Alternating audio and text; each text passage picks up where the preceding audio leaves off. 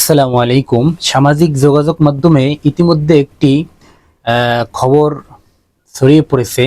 সেটি হচ্ছে একজন বিখ্যাত খেলোয়াড়, আমরা সকলেই তাকে চিনি, রোনালদো। আমি ভালো করে আসলে তার পুরো নামটা বলতে পারতেছি না, তো শর্টকাটে আপনারা CR7 বলে থাকেন তাকে। তো এই ব্যক্তি নাকি ইসলাম ধর্ম গ্রহণ করেছে, অথবা করার জন্য আগ্রহ প্রকাশ করেছেন। আসলে এরকম একটা নিউজ আমাদের জন্য খুবই ভালো লাগার মতো একটা নিউজ। আর সবচেয়ে বড় কথা হচ্ছে, আমি এমনিতে কোনো খেলোয়াড়দেরকে ওরকমভাবে সাপোর্ট করি না বা দেখি না। তবে এই ব্যক্তিকে, এই রোনালদো, একে আমি ব্যক্তিগতভাবে একটু পছন্দ করি। কেন?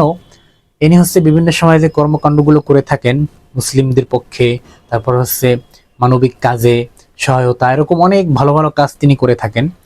তো এই দিক থেকে আমি তাকে অনেকটা পছন্দ করি, অনেক।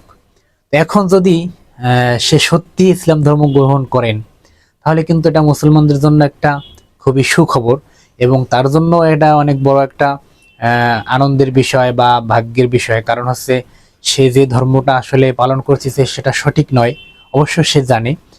তো এখন আসলে আমরাও চাই যে সে ইসলাম ধর্মে আসুক।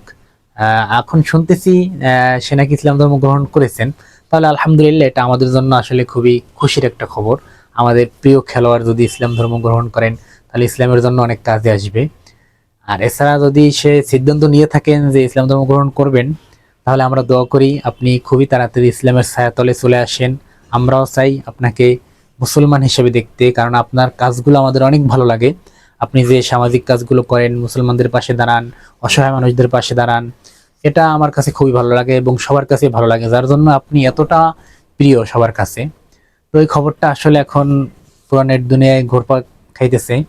তো আলহামদুলিল্লাহ, খুবই ভালো লাগতেছে।